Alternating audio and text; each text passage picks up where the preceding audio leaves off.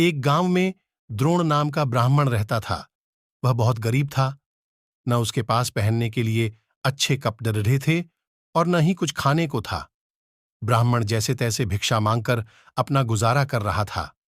उसकी गरीबी को देखकर एक यजमान को उस पर दया आ गई। उसने द्रोण को बैलों का एक जोड़ा दान में दे दिया। बैलों को गौधन मानकर ब्राह्मण द्रोण उनकी सेवा पूरी लगन के साथ करने लगा। उसे बैलों से इतना प्रेम था कि वो खुद कम खाता था, लेकिन बैलों को भरपेट खिलाता था। ब्राह्मण की सेवा पाने के बाद दोनों बैल तंदुरुस्त हो गए। एक दिन हठे-कट्टे बैलों पर चोर की नजर पड़ी गई। बैलों को देखते ही चोर ने मन ही मन बैलों को चुराने की योजना बना ली। योजना बनाने के बाद रात होते ही चोर ब्राह्मण के घर बैल चुराने के इरादे निकल गया। कुछ दूर चलते ही चोर का सामना एक भयानक राक्षस से हुआ। राक्षस ने चोर से पूछा, तुम इतनी रात को कहां जा रहे हो? चोर ने कहा, मैं ब्राह्मण के बैल चोरी करने जा रहा हूं। चोर की बात सुनकर राक्षस बोला, चलो, मैं भी तुम्हारे साथ चलता हूं। मैं कई दिनों से भूखा हूं। मैं उस ब्राह्मण को खाकर अपनी भूख शांत करूंगा और तुम उसके बैल ले जाना। चोर के मन में हुआ कि रास्ते के लिए एक साथी भी हो जाएगा तो इसे साथ ले जाने में कोई बुराई नहीं है। यह सोचकर चोर अपने साथ राक्षस को साथ लेकर ब्राह्मण के घर पहुंचा।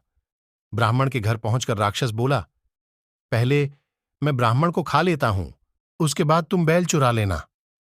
चोर ने कहा, नहीं, पहले मैं बैल चुराऊंगा, उसके बाद तुम ब्राह्मण को खाना। अगर तुम्हारे आक्रमण से ब्राह्मण जाग गया तो मैं बैल चुरा नहीं पाऊंगा।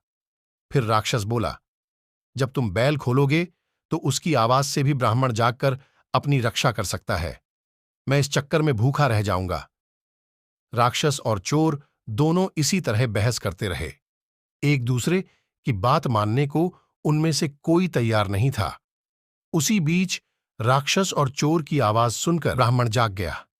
ब्राह्मण को जागा देखकर जल्दी से चोर बोला, हे ब्राह्मण, देखो, यह राक्षस आपको खाने आया है, लेकिन मैंने इससे आपको बचा लिया। इसने कई बार आपको खाने की कोशिश भी की, पर मैंने ऐसा होने नहीं दिया। चोर की बात सुनकर राक्षस ने भी तुरंत कहा, नहीं ब्राह्मण, मैं आपको खाने नहीं, बल्कि आपके बैलों की रक्षा करने के लिए यहां आया हूं। यह चोर आपके बैल चुराने आया था। दोनों की बात सुनकर ब्राह्मण को शक हुआ। खतरे को भांपते हुए ब्राह्मण ने फटाफट डंडा उठाया और दोनों को भगा दिया। कहानी से सीख, हमें हमेशा परिस्थिति के अनुसार काम करना चाहिए, जैसे इस कहानी में ब्राह्मण ने किया। उसे चोर राक्षस की बात सुनने के बाद अपनी आत्मरक्षा के लिए डंडा उठा लिया।